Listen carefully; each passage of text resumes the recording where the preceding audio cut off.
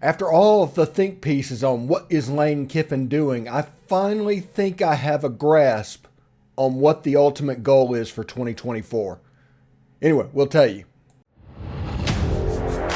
You are Locked On Ole Miss, your daily podcast on the Ole Miss Rebels, part of the Locked On Podcast Network, your team every day.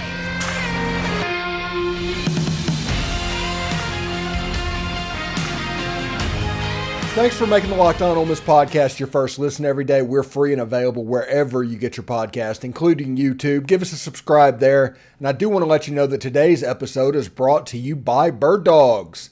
Go to birddogs.com/LockedOnCollege. And when you enter promo code LockedOnCollege, all one word, they'll throw in a free custom Bird Dogs Yeti-style tumbler with every order. That is pretty cool. Hi, I'm Stephen Willis. This is the Locked On Ole Miss podcast. I have figured out the ultimate goal for Lane Kiffin in this recruiting cycle. Finally, I did it. And that is, he is trying to recreate the wide receiver unit of the 2019 Alabama team on this team. And he wants to do it in state. Let me show you what I'm talking about here. This is the Mississippi top 7 so far on the list. You can see that it's led by Kamarion Franklin, Jamonte Waller, but there's JJ Harrell, and we're going to talk about him a little bit more in the second segment, but he's the on-3 number 1 prospect in the state of Mississippi. He just decommitted from Tennessee. But if you look down the list of who's in, you got Jimothy, I cannot read that, Jimothy Lewis, Jeffrey Rush, which is already committed to Ole Miss, and Cameron Beavers, who's already committed to Ole Miss. So 6 players on that list. 2 of them have already committed to Ole Miss. 1 is already rumored to be coming soon to Ole Miss as well. Now, the one thing you do not notice on this list is that there's no Mississippi State anywhere. It's either Ole Miss or an out-of-state team on their recruit prediction machine whenever you put out to the right of the pro. That's the top 6 players in the state, and I can't remember another year where Mississippi State was this, I don't want to say inept, because there's always a surprise when it comes to Mississippi State. Whenever they decide to put their claws into somebody, they can get them. And you can see them starting to grow. And even though this isn't technically a transition class, it's kind of a transition class for them. But if you look at over here in the second half, Mississippi State will make an appearance, but it's down at like 13th or 14th. And these are all the 4-star players for the 2024 class in the state of Mississippi. And that's interesting to me. There's no real way to get around that. It's an interesting setup that they have. So it's interesting. That's the best way that I can put this. It's interesting of what's going on in the state of Mississippi right now, because if you look at these things, Cam Franklin, Jamonte Waller, those both is Ole Miss and Tennessee and Ole Miss and Auburn listed. JJ Harrell just committed from Tennessee. Cameron Beavers, Ole Miss commit. Jimothy Lewis, Ole Miss in Georgia. Jeffrey Rush, Ole Miss commit. Daniel Hill, who was once Mississippi State was on the list, now all of a sudden it's Alabama and South Carolina. The only thing we seem to know for sure with Daniel Hill is he's not going to Ole Miss. You got Braylon Burnside, who's listing Ole Miss and Arkansas at the moment. Noreel White, who is currently an Arkansas commit that Ole Miss is trying desperately to flip. And Kanan Daniels, who's actually from West Point. I think he's a Florida commit, it looks like. Julius Pope, Arkansas commit from South Panola. Zyron Brown, Missouri or Tulane. Terrence Hibbler, the first Mississippi State commit at number 13. Caleb Moore, Mississippi State's heavily involved. PJ Woodland, Mississippi State's heavily involved. Okay. We're going to tell you exactly what I mean by Lane Kiffin's prediction over the next 2 segments, but I've kind of wandered into a little different take in the middle of this segment, and that is, does Mississippi State have NIL money? Because I don't know what's going on, and Ole Miss fans should not discount them entirely. Okay? But whenever they just pop up that low on a list, that looks like there's not any NIL money. Is there not NIL money? At least competitively with out-of-state schools and Ole Miss? It's an interesting question. And it's something that they're going to have to try and overcome between now and December. Because once signing day happens, it happens. But topping out at number 13 is not a good look on the On3 consensus rankings. Ole Miss also has commitments from Chris Davis and Jeremy Scott and Patrick Broomfield as well. There's a lot of work happening inside the state. Now, I think Lane Kiffin, whenever Lane Kiffin did the Auburn thing last year, okay? When he did that and Ole Miss fans absolutely rallied to the NIL fund and took it from a couple of $1 million all the way up over $10 million. And honestly, it may be approaching 15 at the moment. We'll have to, check with Walker on the total amount of it. But the NIL fund became extremely competitive because if you remember correctly, Lane Kiffin was asking for 6 before the season started. It's like, hey, his mind, the NIL fund needed $6 million for a recruiting class that was good. And we almost tripled that, estimating. If they were at $10 million on December 10th, they're probably at 15 now, honestly. And a lot of people thought, okay, we're going to get into the transfer portal and bring players in and do all the stuff that we need to do, okay? But it doesn't look like that's happening. It looks like Lane Kiffin's decision to invest that money was in the Mississippi high school recruiting class that was coming up. And Ole Miss is investing. Ole Miss is doing whatever it needs to do. And they're going to throw that money around to try and get kids that already have ties and are nearby regionally to Ole Miss. And at the wide receiver position, if you remember 2019, Alabama, whenever Alabama was thrown around with Tua in 2019, they had Jerry Jeudy, Devontae Smith, Waddle, and the kid in Oakland that got in trouble. I forget his name. But they could play. They were extremely talented four. You remember everybody was making comments of how they played paper, rock, scissors to who gets to play. And Lane Kiffin recruited that group to Alabama. That's the reason I'm bringing this up. They recruited that group to Alabama. He's going to bring in his Tua-like quarterback in Damon Williams because Damon Williams has a chance to be a special dude. You have bigger players like Jeremy Scott or Caleb Odom that are coming through that could fill that role as a bigger wide receiver. Braylon Burnside is a bigger wide receiver. Jeremy Scott is a bigger wide receiver. You have little guys like Rajay Dennis, who honestly is a Jalen Waddle type wide receiver as far as speed goes. He's electric. He flies. If you look at his video on Huddle, you can absolutely see that. JJ Harrell, honestly, Devontae Smith type wide receiver. Braylon Burnside, Jerry Jeudy type wide receiver. You can see how this goes and why Ole Miss is putting them together. Noreel White, another extremely good wide receiver, and I think Ole Miss is going to shoot their shot with all three of them. And it's just important to realize you can kind of see where they have NIL money earmarked.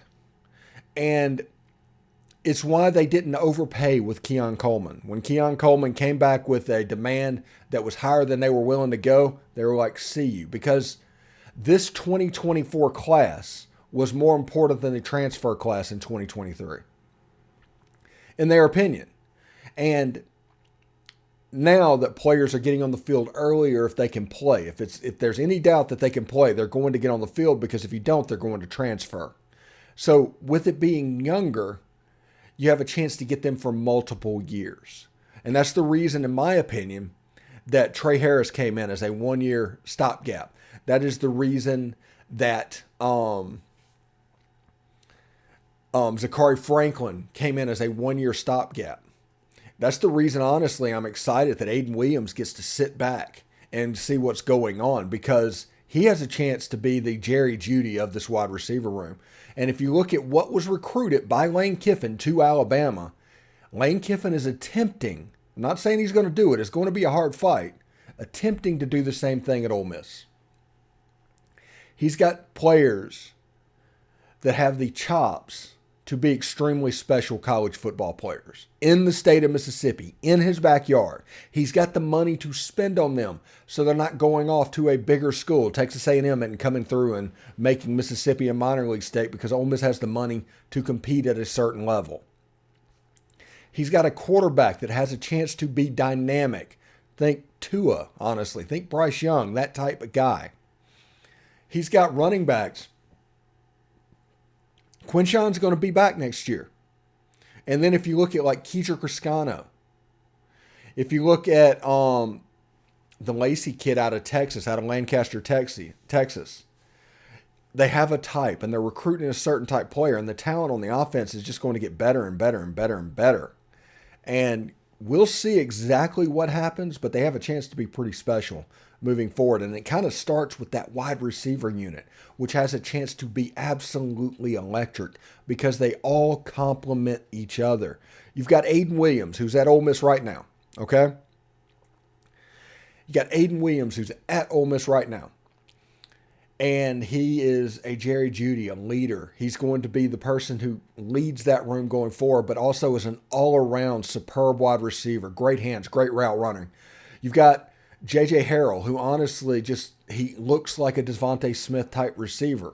Whenever you watch his film at North Panola, it's unbelievably impressive. There's a reason On3 ranked him number 1 in the state of Mississippi.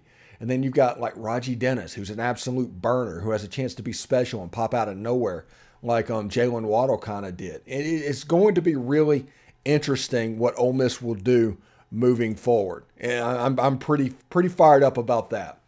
Anyway, I do want to let you know we're going to keep talking about wide receivers in the second segment, and specifically JJ Harrell. But I do want to let you know that today's show is sponsored by Bird Dogs.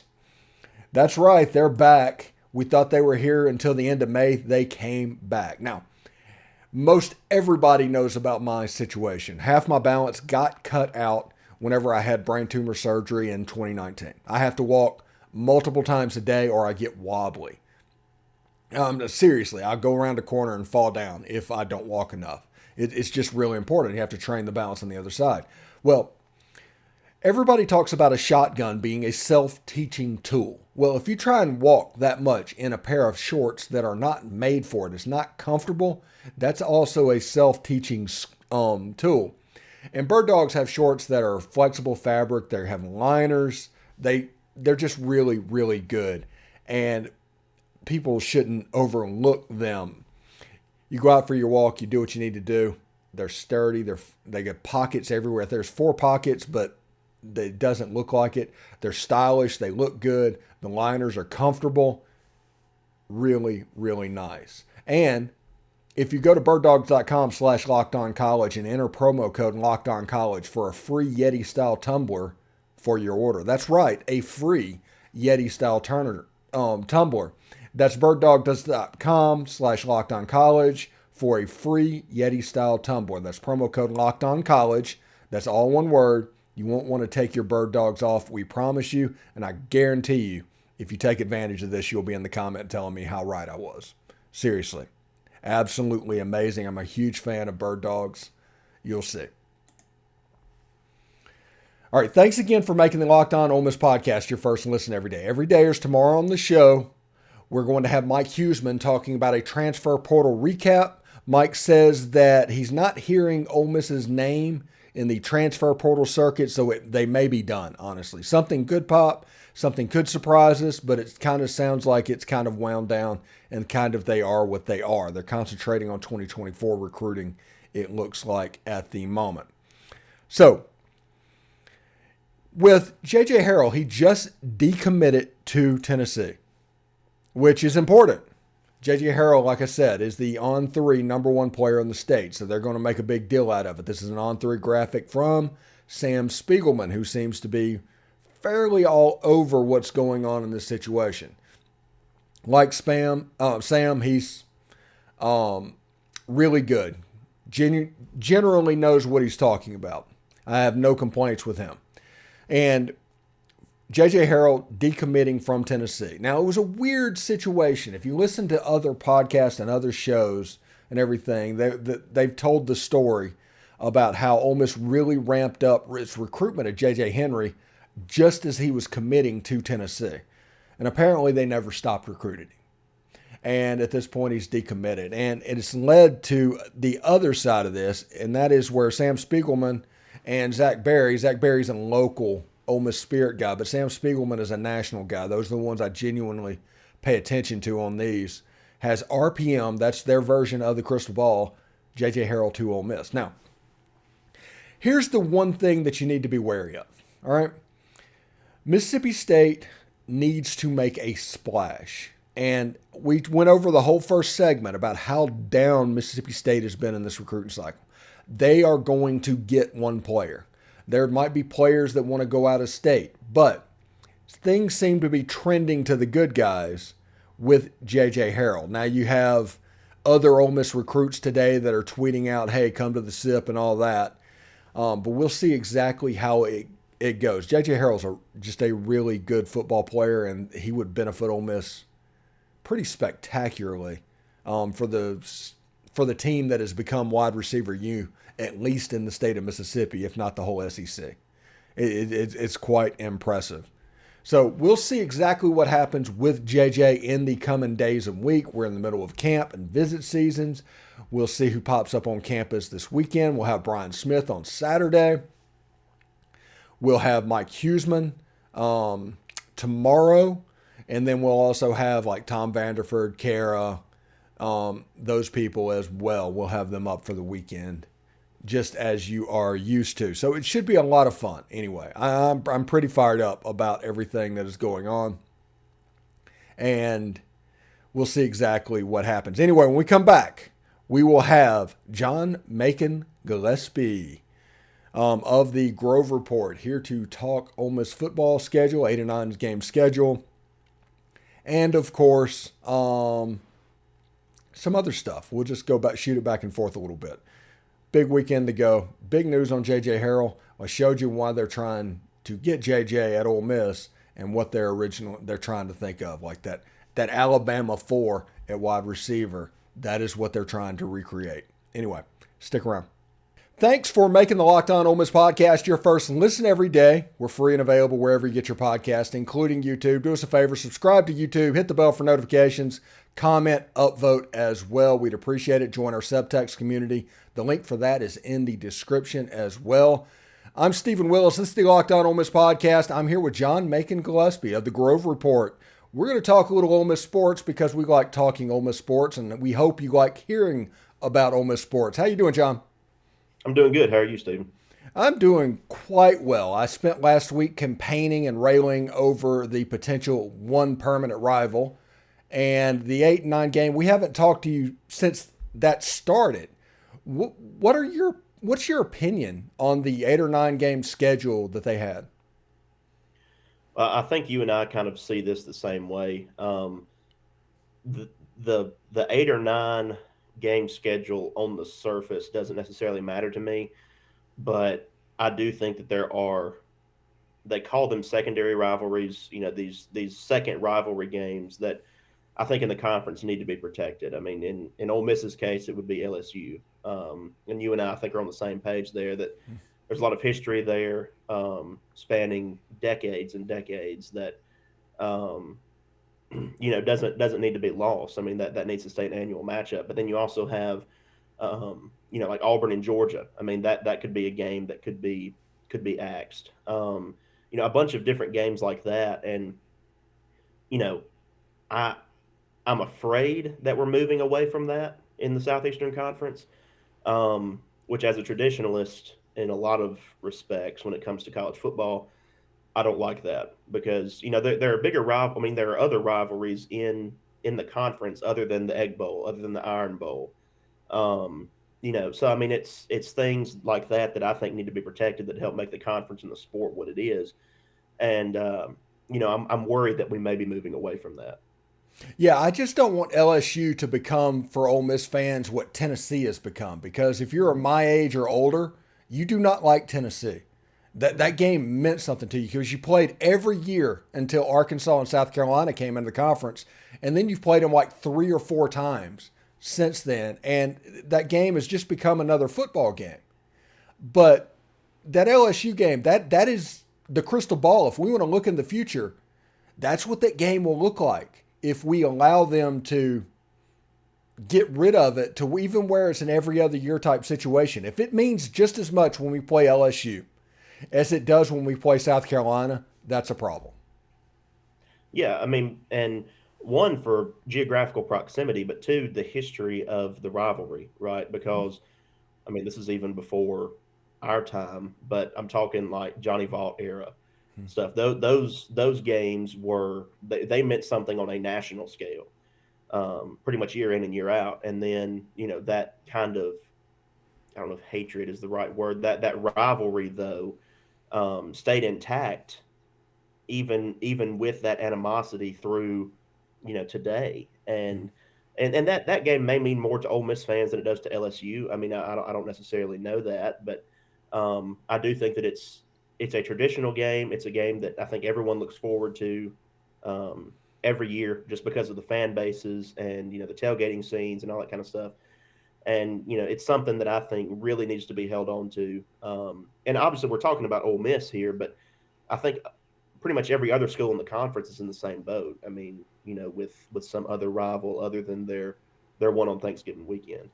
Yeah, if South Carolina, for instance, lost Georgia, which that's a secondary game, they wouldn't have an SEC rival. It was that Missouri game, the Kentucky game. I mean, they're in a weird, precarious situation to where secondary rivalries would kind of put them on an island a little bit. But I will say this about LSU. You mentioned you don't know if LSU views Ole Miss as a rival. They love to say they don't, obviously. But every time Ole Miss is good and we win and they beat Ole Miss in Tiger Stadium, they storm the field. So one side does not kind of correlate to the other on that one. You can talk all you want about how that doesn't matter, then don't storm the field in a situation like that. So yeah. Let's change the subject real quick. Over on the right side, there's some list of headlines that are up on the Grove Report right now. You can check out a Mercer preview. But the second one I'm interested in, you're starting to see some Heisman buzz hit up nationally on Quinshon Judkins. Now, he is, in my opinion, he is the best running back in the country. Blake Corum is coming off of an injury. He's the only one that you could probably whisper in the same breath about those two, maybe Rocket Sanders. But a running back Heisman candidate, this isn't 1997. Do you think that Quinshon actually has a chance to win that award? I think he would have to have an ungodly season, I think, because the Heisman has turned in, like you said, this isn't the 90s. The Heisman has turned into a quarterback award for the most part. I mean, I think it would be kind of foolish to say otherwise. But, I mean, technically anybody can win it, obviously. But, yeah, the quarterbacks in today's game, they get the headlines and they, in the modern style of offense, I mean, they run the show. So I think it would be very difficult for him to do it. Now, does that mean he won't have a Heisman-worthy season? No. I think he could definitely have a Heisman-worthy season, but I think it would take something incredibly special for him or another running back maybe to win it, just because of the nature of the Heisman Trophy now. What is it, Johnny Carson used to do? Was that Karnak? Was that the name with the envelope where he did that? Whenever I look in the crystal ball and it's like, hey, the envelope question would be like, what type of season would Ole Miss's offense have? I honestly think Quinshon's going to be somewhere around 11 or 1,200 yards. Statistically, it's going to look like it's a lesser year, but from what he's going to be asked to do, he might have a more effective season. He might be more of a weapon than he was last year. And the wide receivers on the outside, this offense has a chance to be, I've done 2 or 3 podcasts on it at this point, has a chance to be the most explosive offense in school history and be up there in SEC history. Now they have to execute, but the pieces are in place. Yeah, and I mean, Judkins is a very large part of that, right? I mean, and just because he doesn't hit maybe 1,500 yards or whatever the mark is, doesn't mean, like you said, he doesn't have an effective season or a more effective season than he had a year ago. just because of the pieces in place and the way the offense will be structured. Yeah, it should be very, very interesting. Now, when you look at the two wide receivers, now we have 2 out of the 3 first team Conference USA all conference players from a year ago, and Zachary Franklin and Trey Harris. They are both contested catches receivers. They are nearly 50%, both of them, on contested catches, which is absolutely unheard of. Now, I did a show yesterday on how Zachary Franklin actually helps Jackson Dart. And this is my point. They are ball winners. These are 2 type players that when Jackson throws the ball over the middle, maybe his confidence goes up just a little bit, but you can count on those guys to go up and get the football. What do you think about that? Yeah, I think that's definitely the case, because I think the talk at times, with the wide receiver room is, yes, who can separate, but yes, who can go up and get the ball, right? And I know that you've talked a lot about Jackson's use of the middle of the field, and having guys like that who can make those 50-50 catches. That from a quarterback perspective, that's a positive, right? Because that is going to give you more confidence to distribute the ball over the middle of the field or wherever they may be. I think that's totally accurate. And I thought that was a really good spin, not necessarily spin, but I thought that was a really good angle that you took on that with, okay, how does Franklin's commitment impact Jackson Dart and the quarterback competition? That's because I think a lot of people will look at it as, okay, cool, a good wide receiver, but they don't think of it as, okay, how does this help the quarterback actually? So I thought that was a good angle. Yeah, in my opinion, Lane Kiffin and bringing Trey Harris in and bringing Zachary Franklin in my mind, I think he did that for Jackson.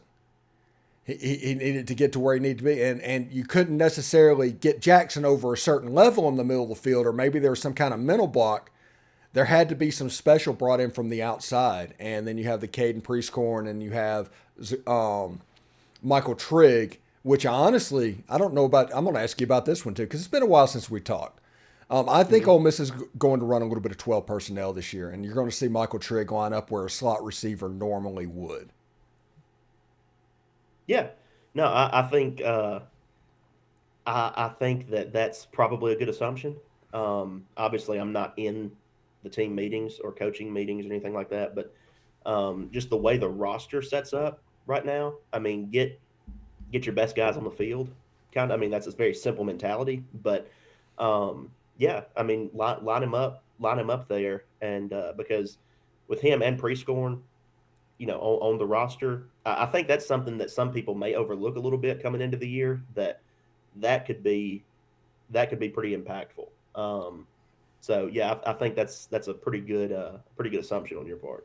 Yeah, with Prieskorn, you have Trigg, and they're doing 12 personnel, but you also have the running back that is obviously, we saw in the spring game, is going to be a receiving threat this year. Mm-hmm. So they're going to be doing things within their scheme that's a little bit different. So I'm pretty fired up about that. Anyway, thanks for making the Locked On Ole Miss podcast your first listen every day. Every day is tomorrow on the show. Mike Huseman is going to come on and give us his expert transfer portal recap on Ole Miss's class. He's the transfer portal czar. He's here to talk all about that. So we're going to talk about that tomorrow. John, thank you very much for stopping by, man. It's always a good time. Always a pleasure, Stephen. Thank you. All right. Take care, bud.